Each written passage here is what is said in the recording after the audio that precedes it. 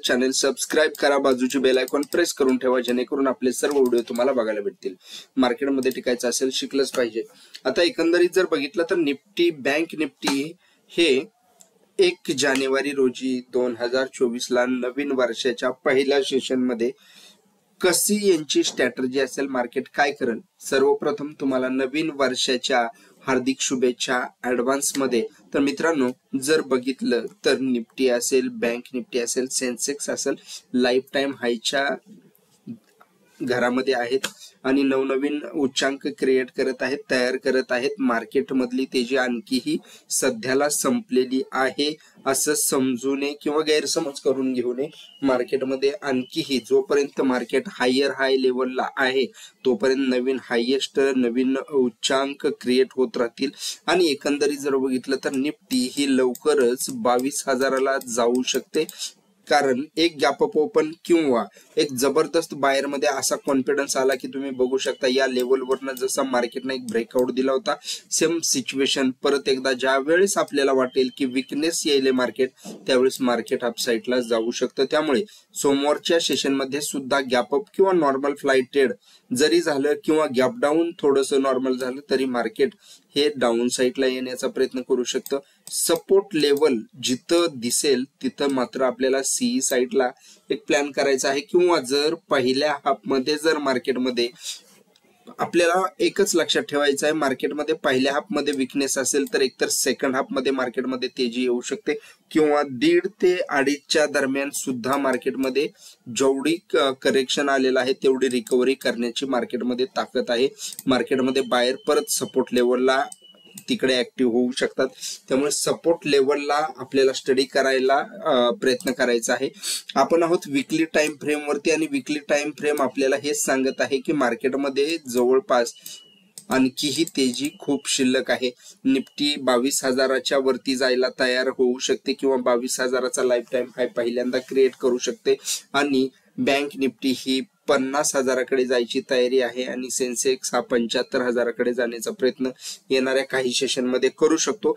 त्यामुळे प्रत्येक लेवलवरती आता वीकली आपल्याला टाइम फ्रेम काय सांगत आहे की मार्केटमध्ये आणखीही तेजीच चालू आहे। त्यामुळे आपल्याला ज्यावेळेस लक्षात येईल की जिथे मार्केटमध्ये करेक्शन यायला सुरुवात झाली त्यावेळेस फक्त एवढाच विचार करायचा आहे की आपल्याला सपोर्ट शोधायचे आहेत। प्रत्येक 100 पॉइंट वरती, 50 पॉइंट वरती, 25 पॉइंट वरती मार्केट जिथे कन्सोलिडेशन करायला सुरुवात करेल आणि तिथं प्राइस ऍक्शन म्हणून मार्केट अपसाइडला निघायला सुरुवात करेल, त्यावेळेस समजून जा की मार्केटमध्ये बायर्स ऍक्टिव्ह होत आहेत। त्यामुळे निफ्टीसाठी ज्यांना टाळता येईल ते टाळू शकतात, पण आपला व्ह्यू जो आहे तो मार्केटवरती पॉझिटिव्हच ठेवायचा आहे। भलं मार्केटमध्ये पहिल्या हाफ मध्ये करेक्शन येईल, पण पहिल्या हाफ मध्ये येईल किंवा पहिल्या 15 मिनिटांमध्ये येईल, पहिल्या तासामध्ये येईल, पण मार्केटमध्ये प्रत्येक 25 पॉइंट वरती निफ्टी ही बॅक बाउन्स घेण्यासाठी प्रयत्न करू शकते, 50 पॉइंट वरती, 75 पॉइंट वरती बॅक बाउन्स घेण्याचा प्रयत्न करू शकते।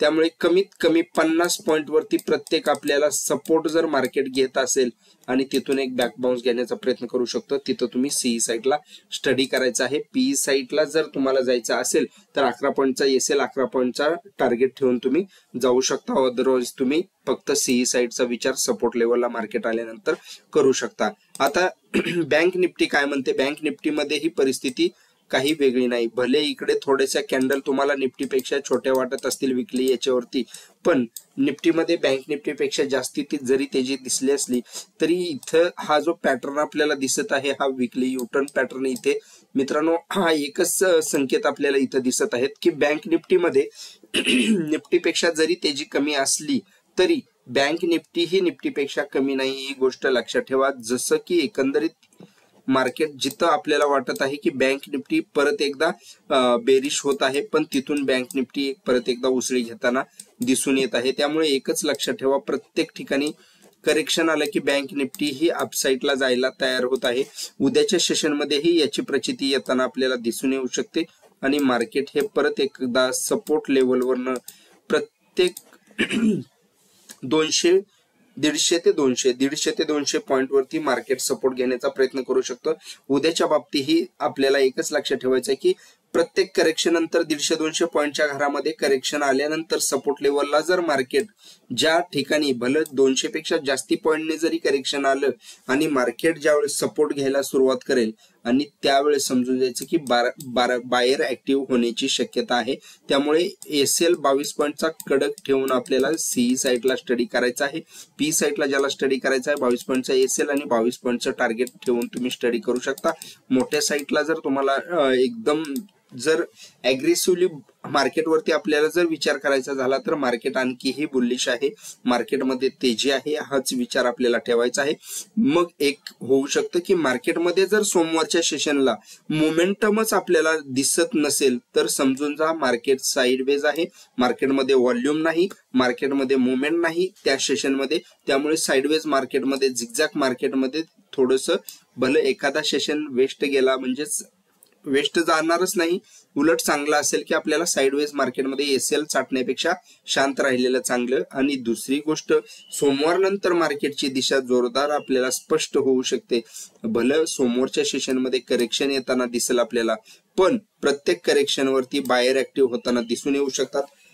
त्यामुळे बाय ऑन डीप मध्ये आपल्याला स्टडी करायला सुद्धा संधी वेळोवेळी मार्केट देईल आणि ती संधी साधता आली पाहिजे, ना की साइडवेज मार्केटमध्ये घुसून विनाकारण एसएल चाटू देण्यापेक्षा बाय ऑन डीप किंवा सपोर्ट लेवलला मार्केट आल्यानंतर तुम्ही स्टडी करण्याचा प्रयत्न करू शकता. असेच नवनवीन व्हिडिओ बघण्यासाठी आपल्या चॅनलला सबस्क्राईब करा, बाजूची बेल आयकॉन प्रेस करून ठेवा.